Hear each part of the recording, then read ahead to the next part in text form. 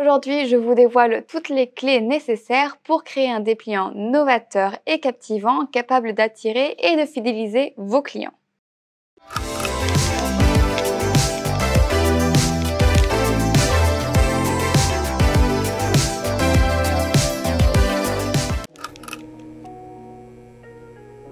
Le dépliant est un outil de communication idéal pour mettre en avant vos entreprises, vos services et promouvoir vos nouveaux produits. Ces supports sont généralement conçus pour une distribution de masse dans des endroits publics tels que les magasins, les hôtels, voire même dans la rue. C'est pourquoi il est si important de concevoir un dépliant qui capte immédiatement l'attention de votre public cible et qui parvient à maintenir son intérêt tout au long de sa lecture. Et c'est précisément ce que nous allons découvrir ensemble maintenant. Tout d'abord, le choix du pli de votre dépliant. Il existe 7 types de plis adaptés au dépliant en fonction de la quantité d'informations que vous souhaitez inclure et de la manière dont vous souhaitez la présenter. Le pli simple est la méthode la plus basique pour plier un document. Il consiste à le plier en deux, créant ainsi un dépliant à 2 volets. Cette option convient parfaitement aux documents simples contenant des informations synthétiques. Avec le pli roulé, votre dépliant est plié sur lui-même pour former un dépliant à 3 volets. Chaque volet recouvre le suivant, ce qui permet de découvrir progressivement le contenu lors de la lecture. Les dépliants pli roulés sont généralement proposés avec 3 volets, bien qu'il soit possible d'en avoir plus. Le pli accordéon est très similaire au pli roulé, mais au lieu de s'ouvrir vers l'intérieur, il s'ouvre en forme de Z. Ce type de pli est généralement proposé en 3 ou 4 volets, mais il peut comporter bien plus. Il est parfait pour présenter des offres distinctes au sein du même document.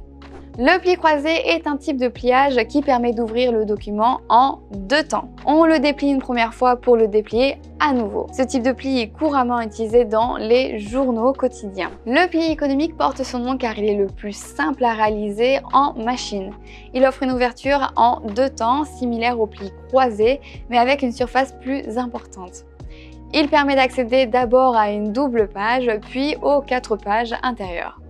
Ce pli convient parfaitement aux offres commerciales nécessitant de l'espace pour s'exprimer. Le pli fenêtre est un pli central utilisé pour les dépliants à 3 volets. Il s'ouvre comme une fenêtre sur un volet plus grand que les 2 autres. C'est un format original qui offre une présentation percutante et impactante.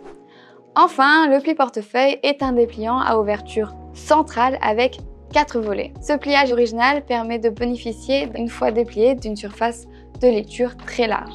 Voici donc les 7 types de plis couramment utilisés.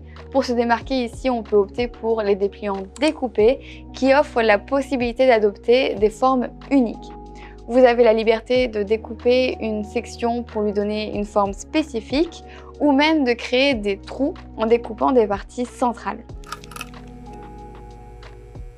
Il est temps d'entrer dans le vif du sujet de cette vidéo. Avant tout, prenez le temps de définir clairement votre objectif concernant le dépliant.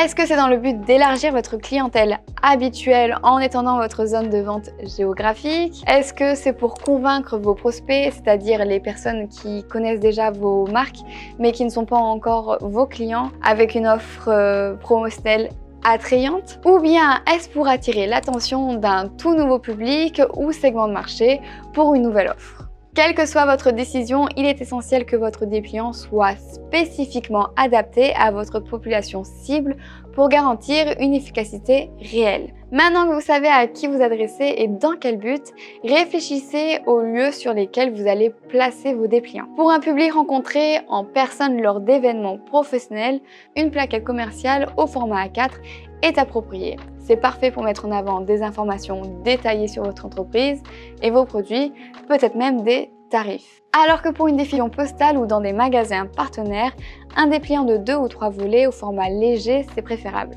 C'est idéal pour mettre en avant un nouveau produit, une offre promotionnelle ou un événement spécifique avec des informations essentielles et les coordonnées de votre entreprise. Il est temps de commencer à concevoir, mais avant toute chose, pour une impression de qualité, utilisez nos gabarits téléchargeables et consultez la section « Préparer mes fichiers » sur notre blog. La conception de la page de couverture est votre première étape cruciale. Cette page attire l'attention dès le premier regard, alors mettez en avant les éléments clés de votre marque, avec un titre ou un sous-titre accrocheur. Restez concis avec un message clair en utilisant le moins de mots possible. Une bonne règle de base est de ne pas utiliser plus de 25 mots sur la première page.